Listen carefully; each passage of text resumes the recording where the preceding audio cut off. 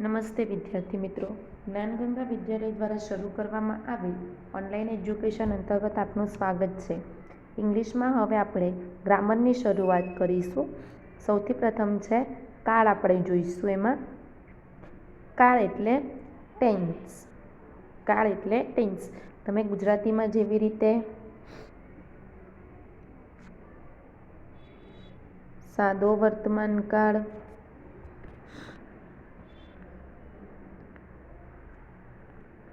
વર્તમાન કાળ, સાદો ભૂતકાળ, સાદો ભવિષ્યકાળ એ શીખી ગયા છો. એવી રીતે ઇંગ્લિશમાં the simple present tense, the simple past tense and the simple future tense આવે છે. તો તમે પ્રથમ સત્રમાં પણ આનો અભ્યાસ કર્યો હતો. તો આપણે ફરીથી એનો અભ્યાસ કરીએ. ટેન્સીસમાં પહેલું છે ધ સિમ્પલ પ્રેઝન્ટ ટેન્સ એટલે સાદો વર્તમાન કાળ. ધ સિમ્પલ પ્રેઝન્ટ ટેન્સ એટલે સાદો વર્તમાન કાળ. આપણે એમાં પહેલાં ટુ બી ક્રિયાપદના સાદા વર્તમાન કાળના રૂપો જોઈએ. તો આપણે વાક્યની રચનામાં આપણે જોઈએ તો આઈ, યુ, હી, શી, ઇટ. આની સાથે તમને એમ, આર, ઇઝ આવા શબ્દો આપેલા હોય છે. તો એ કેવી રીતે આવે? એને શું કહેવાય? ટુ બી ક્રિયાપદના રૂપ કહેવાય. અને ટુ બી ક્રિયાપદના રૂપ કહેવાય. બરાબર. એ કોની સાથે શું આવે, કેવી રીતે આવે તે આપણે જોઈએ. તો અહીં પહેલાં છે ટુ બી ક્રિયાપદના સાદા વર્તમાન કાળના રૂપો. તો પહેલો પુરુષ, બીજો પુરુષ અને ત્રીજો પુરુષ. એક વચન અને બહુવચન. પહેલો પુરુષ એટલે એક વચનમાં આઈ, બહુવચન આઈનું શું થાય? વી. બીજો પુરુષ એક વચન યુ, યુનું બહુવચન થાય યુ. ત્રીજો પુરુષ એક વચન એટલે હી, શી, ઇટ અને નામથી શરૂ થતા વાક્યો. એનું બહુવચન થાય ધે. ફરીથી પહેલો પુરુષ આઈ, તેનું બહુવચન થાય વી. એક વચનમાં આઈ, તેનું બહુવચન વી. આઈ અને વી એ પહેલો પુરુષ. બીજો પુરુષ યુ, એક વચનમાં, એનું બહુવચન થાય યુ. એટલે કે યુ એ શું છે? એક વચન અને બહુવચન એ બીજો પુરુષ. ત્રીજો પુરુષ એક વચનમાં શું આવશે? હી, શી અને ઇટ. હી, શી, ઇટ અને નામનું બહુવચન શું થશે? ધે. એટલે ધે, હી, શી, ઇટ અને નામ એ શું છે? ત્રીજો પુરુષ. હવે આઈ સાથે આવશે એક વચન પહેલા પુરુષમાં એમ, આઈ એમ. જ્યારે બહુવચનમાં વી સાથે આવશે આર, વી સાથે આવશે આર. બીજો પુરુષ યુ, યુ સાથે આવશે આર. અહીં પણ યુ સાથે આવશે બહુવચનમાં આર. ત્રીજો પુરુષ હી, શી, ઇટ એની સાથે આવશે ઇઝ. શું આવશે? ઇઝ. અને ઇઝનું બહુવચન થઈ જશે આર. સમજ પડે છે? ફરીથી પહેલો પુરુષ એક વચનમાં આઈ, તેની સાથે ટુ બી ક્રિયાપદનું વર્તમાન કાળનું રૂપ આવશે એમ. જ્યારે આઈનું વી બહુવચન, એમનું થઈ જશે આર.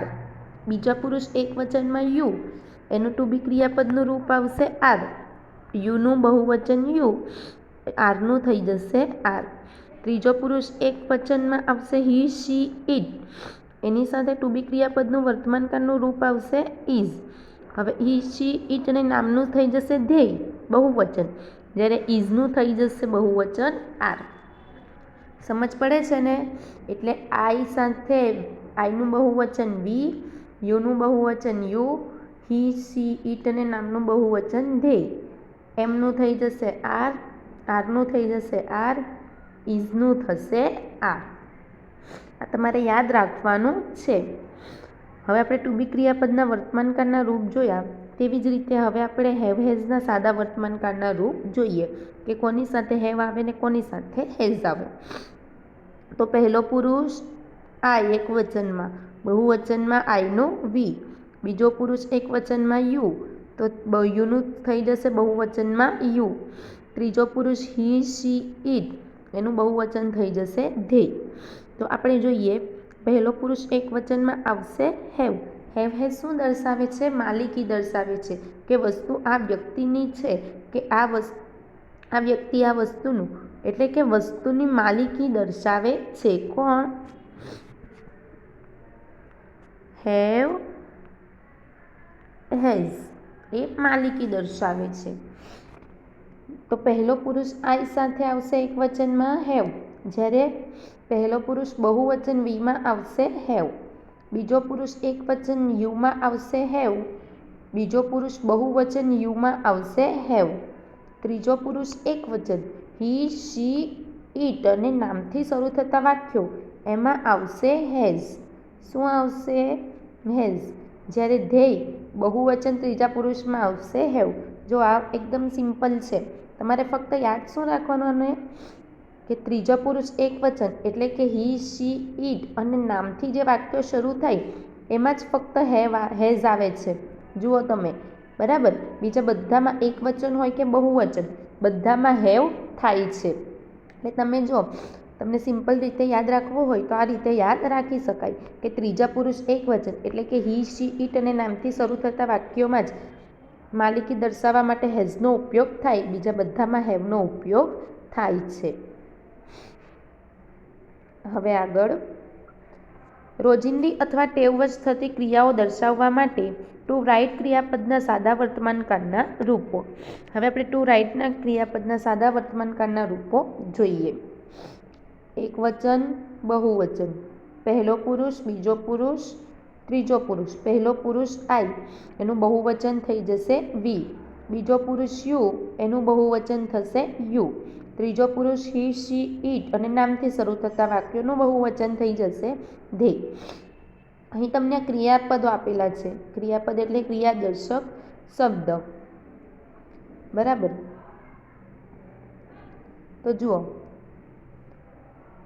અહીં આપણે ક્રિયાપદને કાળ પ્રમાણે બદલવાના છે. શું કરવાના છે? કાળ પ્રમાણે બદલવાના છે.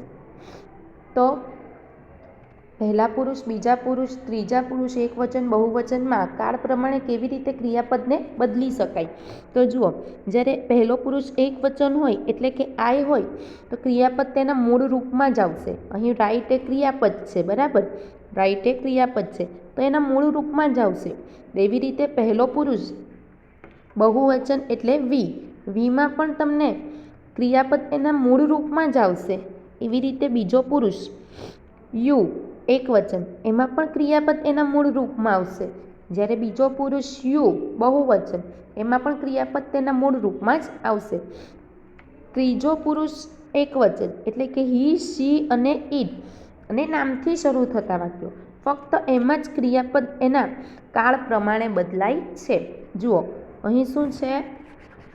તમને ક્રિયાપદ આપેલું છે રાઇટ, બરાબર. રાઇટ એટલે લખવું. તો અહીં તમને છેલ્લે એસ આપેલ છે, આપેલો છે એસ, બરાબર. એટલે કે ત્રીજા પુરુષ એકવચનમાં જ એટલે કે હી, શી, ઇટ અને નામથી શરૂ થતા વાક્યમાં જ સાદા વર્તમાન કાળમાં ક્રિયાપદને કાળ પ્રમાણે બદલવામાં આવે છે. જ્યારે ત્રીજા પુરુષ બહુવચન એટલે ધ્યેયમાં ક્રિયાપદ તેના મૂળ રૂપમાં જ આવે છે. એટલે કે આપણે જેવી રીતે હેવ હેઝમાં યાદ રાખ્યું ને કે ફક્ત ત્રીજા પુરુષ એકવચનમાં જ માલિકી દર્શાવવા માટે હેઝનો ઉપયોગ થાય, એટલે કે હી, શી, ઇટ અને નામમાં જ હેઝનો ઉપયોગ થાય, બીજા બધામાં હેવ.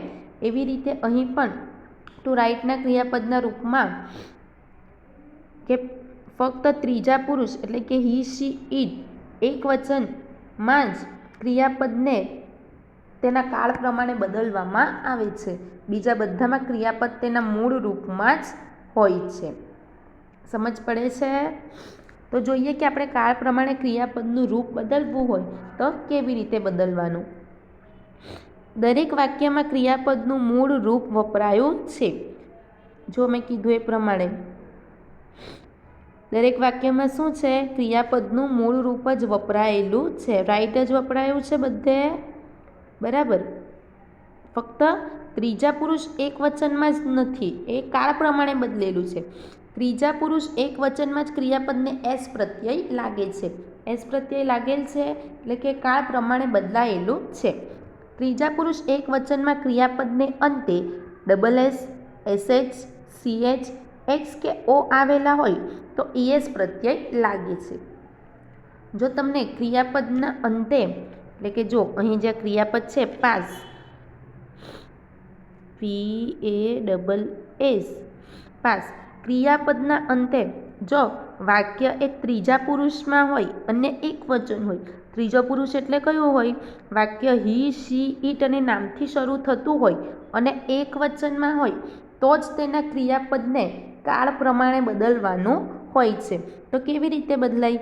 જો ક્રિયાપદના અંતે ડબલ એસ હોય કે એસએચ હોય કે સીએચ હોય કે એક્સ કે ઓ હોય, ક્રિયાપદના અંતે double S, SH, CH, x કે ઓ હોય તો ક્રિયાપદના અંતે શું લાગે? ઈએસ પ્રત્યય લાગે. જુઓ અહીં પાસમાં છેલ્લે ડબલ એસ છે એટલે ડબલ એસ પછી ઈએસ. એવી રીતે વોશમાં છેલ્લે એસએચ છે એટલે ઈએસ પ્રત્યય. ટીચમાં છેલ્લે સીએચ છે એટલે ટીચીસ એટલે ઈએસ પ્રત્યય લાગે સીએચ પછી. ફિક્સમાં છેલ્લે એક્સ છે એટલે ફિક્સ, છેલ્લે એક્સ પછી ઈએસ. ગોનું છેલ્લે ઓ છે એટલે અહીં ઈએસ લાગશે એટલે ગોઝ થઈ જશે. બરાબર.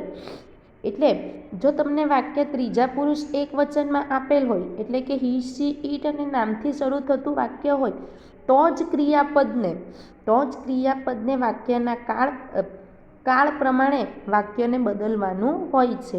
જો ક્રિયાપદને અંતે ડબલ એસ, એસએચ, સીએચ કે ઓ હોય, એક્સ કે ઓ હોય તો એના કયો પ્રત્યય લાગે? ઈએસ પ્રત્યય લાગે. આ થયો ક્રિયાપદને બદલવાનો પહેલો નિયમ. હવે એના પછી એ જ રીતે ક્રિયાપદને અંતે વ્યંજન પ્લસ વાય આવેલો હોય તો વાયની જગ્યાએ આઈએસ પ્રત્યય લાગે. હવે જો ક્રિયાપદને અંતે વ્યંજન વાય હોય તો કયો પ્રત્યય લાગે? વાયની જગ્યાએ આઈએસ લાગે. તો ચલો સૌથી પહેલાં તો અંગ્રેજીમાં સ્વર કયા કયા છે? એ, ઈ, આઈ, ઓ, યુ. આ છે અંગ્રેજીના સ્વર. શું છે? સ્વર. બીજા બધા લેટર્સ શું છે? વ્યંજન છે. શું છે? વ્યંજન. તમારે આ નોટમાં લખવું હોય તો પણ લખી લો કે અંગ્રેજીના સ્વર કયા છે? એ, ઈ, આઈ, ઓ, યુ. આ છે અંગ્રેજીના સ્વર. બીજા બધા જ લેટર્સ શું કહેવાય? વ્યંજન કહેવાય. તો અહીં તમને ક્રિયાપદને અંતે વ્યંજન વાય હોય, TRY. હવે આપણને કેવી રીતે ખબર પડે કે વાય વ્યંજન છે કે સ્વર? તો તમારે જો વાક્યની અંદર ક્રિયાપદ જોવાનું. જો ક્રિયાપદના અંતે double S, SH, CH, x કે ઓ હોય તો ઈએસ પ્રત્યય લખવાનું. પરંતુ ક્રિયાપદના અંતે વાય હોય તો શું કરવાનું? વાયની પહેલાંનો અક્ષર જોવાનો. કયો છે? સ્વર છે કે વ્યંજન એ જોવાનું. બરાબર. આર છે એટલે સ્વર કહેવાય, વ્યંજન કહેવાય. આર શું કહેવાય? વ્યંજન કહેવાય. કારણ કે આપણા સ્વર કયા કયા છે? એ, ઈ, આઈ, ઓ, યુ. બરાબર. એટલે આર તો વ્યંજન છે એટલે આ વાય કયો થઈ ગયો? વ્યંજન વાય ગણાય. શું ગણાય? વ્યંજન વાય ગણાય. આ છે વ્યંજન વાય. એટલે શું કરીશું આપણે? ટ્રાયમાંથી વાય કાઢી અને IES પ્રત્યય લખવાનો એટલે ટ્રાઇસ થઈ જાય. એવી રીતે અહીં છે બીજું ફ્લાયમાં જો હવે ક્રિયાપદમાં છેલ્લે વાય છે. વાય તમારે ક્રિયાપદમાં વાય હોય તમારે વાયની પહેલાંનો જ અક્ષર જોવાનો. સ્વર છે કે વ્યંજન? તો હવે તમને વ્યંજન આપ્યો છે. અહીં એલ પણ વ્યંજન છે. બરાબર. અહીં AEIO U નથી, સ્વર વ્યંજન છે એટલે કે આ કયો વાય થઈ ગયો? વ્યંજન વાય. તો આપણે શું કરીશું? ફ્લાયનો ફ્લાય, એમાંથી વાય કાઢીને IES એટલે ફ્લાઇઝ થઈ જશે. એવી રીતે અહીં છે ક્રાય. ક્રાયમાં પણ શું છે? આર છે. આર પણ શું છે? વ્યંજન છે. એટલે વાય કયો થઈ જશે? વ્યંજન વાય. બરાબર.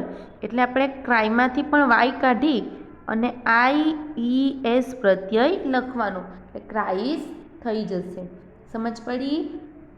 આપણા સ્વર કયા કયા ઇંગ્લિશના? AEIOU. બરાબર. બીજા બધા વ્યંજન. જો વાક્યના ક્રિયાપદના અંતે વ્યંજન વાય હોય તો શું કરવાનું? વાય કાઢી અને IES પ્રત્યય લખવાનું. હવે એવી રીતે જ પણ ક્રિયાપદને અંતે સ્વર પ્લસ વાય આવેલો હોય તો એસ પ્રત્યય લાગે. હવે આપણે આ વાત તો થઈ વ્યંજન વાયની. જો વ્યંજન વાય હોય તો વાય કાઢીને IES પ્રત્યય લખવાનું. પરંતુ સ્વર વાય હોય તો જેવી રીતે આપણે વ્યંજન વાય જોયા ને, ટ્રાય, વાયની પહેલાંનો અક્ષર કયો છે? આર, એટલે વ્યંજન વાય. કયો? વ્યંજન વાય. પરંતુ સ્વર વાય હોય તો સ્વર વાય કેવી રીતે ખબર પડે? અહીં તમને ક્રિયાપદ આપેલ છે પ્લે. બરાબર. પ્લે ક્રિયાપદ આપેલ છે. વાય છે તો આપણે શું જોવાનું? વાયની પહેલાંનો અક્ષર કયો છે? એ છે. તો એ તો સ્વર થઈ જાય. એટલે આ વાય કયો ગણાય? સ્વર વાય ગણાય. કયો? સ્વર વાય ગણાય. તો સ્વર વાય હોય તો શું કરવાનું? વાય છેકવાનો નહીં, વાય કાઢવાનો નહીં ક્રિયાપદમાંથી, પરંતુ વાયની સાથે જ એસ પ્રત્યય લખી દેવાનો. શું કરવાનું? વાયની સાથે જ એસ પ્રત્યય લખી દેવાનો. સમજ પડે છે તમને આ નિયમમાં? જો ફરીથી એકવચન, બહુવચન, પહેલો પુરુષ, બીજો પુરુષ ને ત્રીજો પુરુષ. પહેલો પુરુષ આઈ સાથે આઈનું બહુવચન વી, બીજો પુરુષ યુનું બહુવચન યુ, ત્રીજો પુરુષ હી શી ઇટનું બહુવચન થઈ જશે ધે. અહીં ટુ રાઇટના ક્રિયાપદના રૂપ જોઈએ તો અહીં પહેલો પુરુષ એકવચનમાં, બહુવચનમાં, બીજો પુરુષ એકવચનમાં, બહુવચનમાં અને ત્રીજો પુરુષ બહુવચનમાં. ક્રિયાપદ તેના મૂળ રૂપમાં જ આવશે. દરેક વાક્યમાં ક્રિયાપદ મૂળ રૂપમાં આવશે, પરંતુ ક્રિયાપદનું રૂપ ક્યાં બદલાશે કાળ પ્રમાણે? ફક્ત ત્રીજા પુરુષ એકવચનમાં. ત્રીજો પુરુષ એકવચન હોય ત્યાં ક્રિયાપદનું રૂપ કાળ પ્રમાણે બદલાઈ જશે. અહીં સાદો વર્તમાન કાળ છે, તેના નિયમ આપ્યા છે ક્રિયાપદને બદલવા માટે. તો ક્રિયાપદને અંતે ASS, SH, CH, X કે O હોય તો શું કરવાનું? તેની સાથે ES પ્રત્યય લખવાનું. એવી જ રીતે બીજો નિયમ છે કે ક્રિયાપદને અંતે વ્યંજન વાય આવેલો હોય તો વાય કાઢીને વાયની જગ્યાએ IES પ્રત્યય લખવાનું. એવી રીતે જો ક્રિયાપદને અંતે સ્વર વાય આવેલો હોય તો શું કરવાનું? વાયની સાથે જ એસ પ્રત્યય લખવાનો રહેશે. સમજ પડે છે ને તમને? સાદા વર્તમાન કાળમાં હેવ હેઝમાં શું? ફક્ત ત્રીજા પુરુષ એક વચન એટલે કે હી શી ઇટ અને નામથી શરૂ થતા વાક્યમાં જ ક્રિયાદર્શક પદ તરીકે હેઝનો ઉપયોગ થાય. બીજા બધામાં હેવનો ઉપયોગ થાય છે.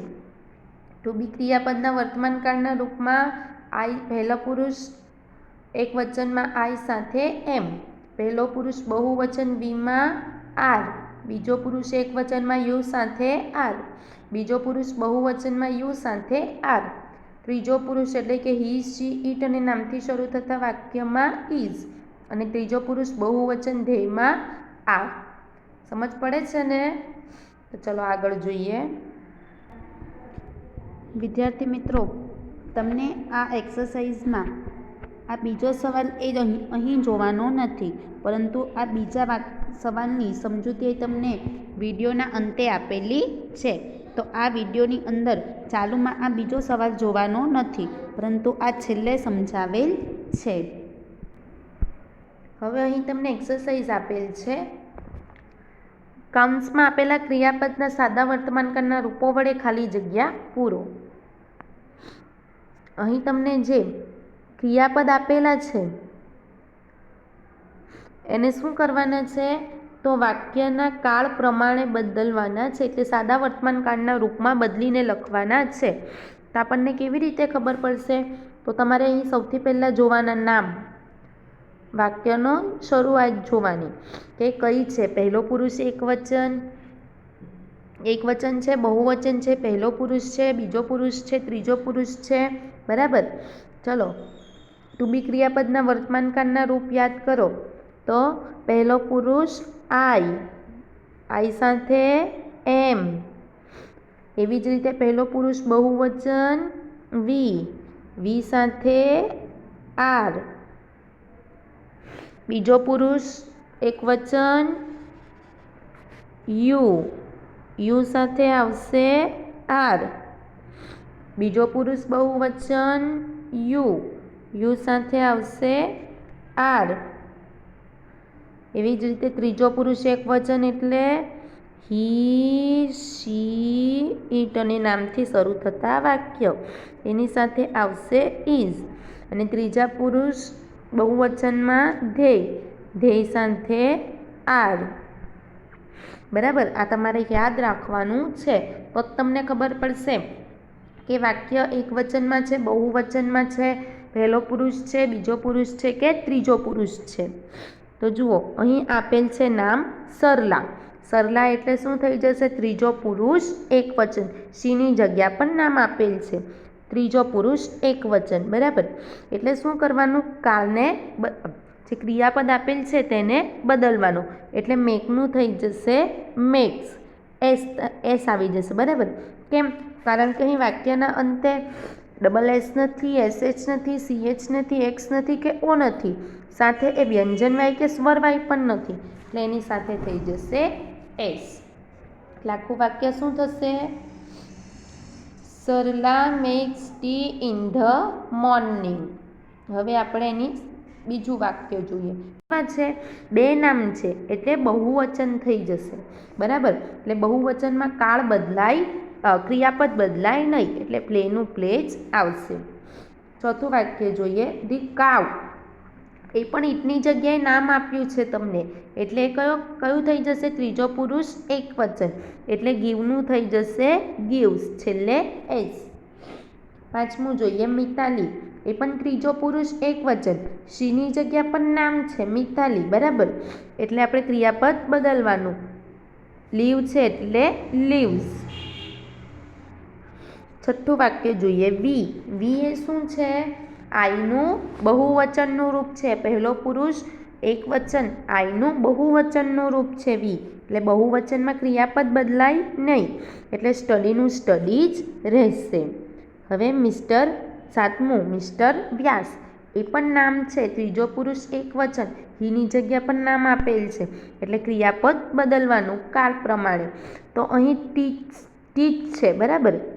અહીં છેલ્લે સીએચ છે, તો યાદ કરો નિયમ શું હતો? સીએચ હોય તો ક્રિયાપદના અંતે ઈએસ પ્રત્યય લખવાનો, એટલે TEACH પછી ઈએસ પ્રત્યય લખવાનો રહેશે.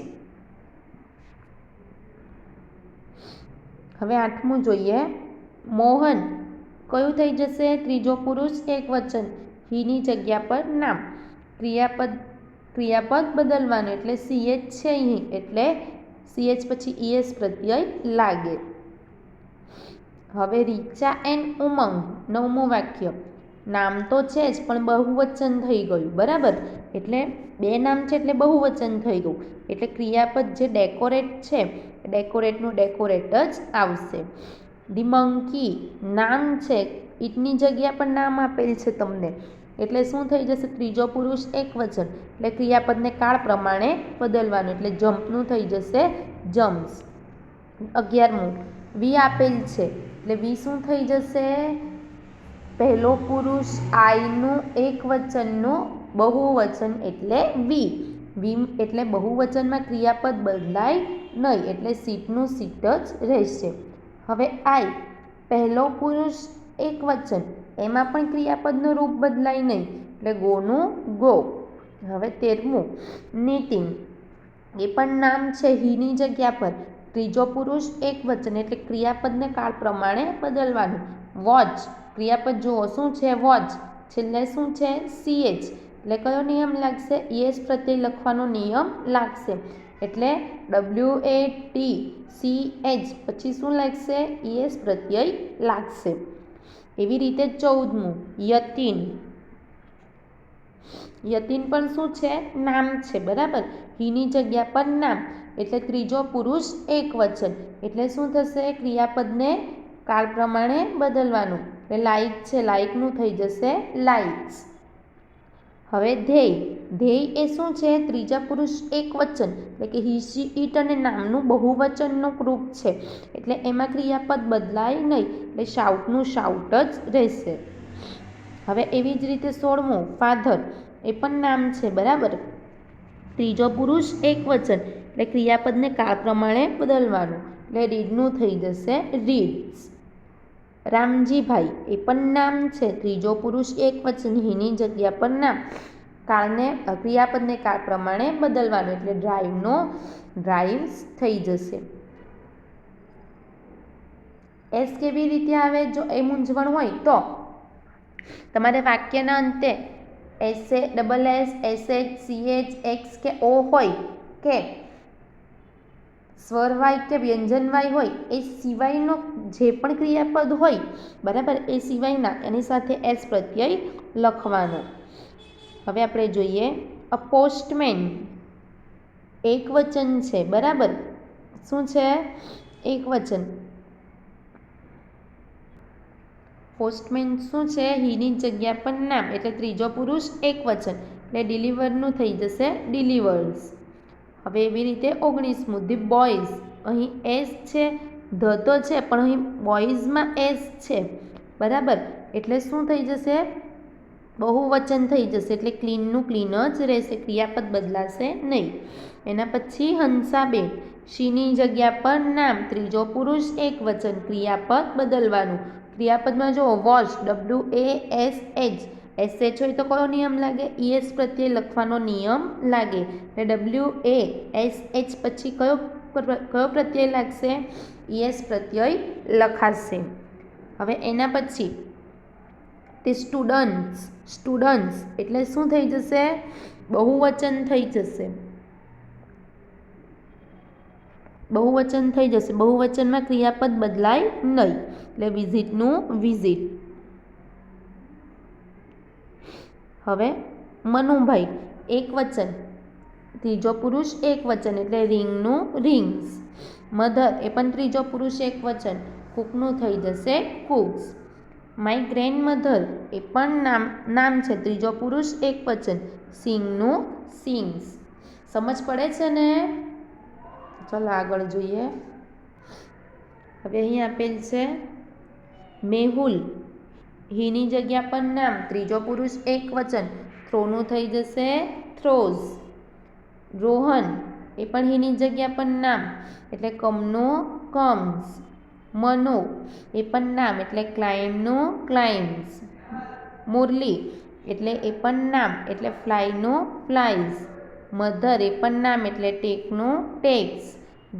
ધી ગાર્ડનર એટલે એ પણ ત્રીજો પુરુષ એકવચન એટલે વોટરનું વોટર્સ।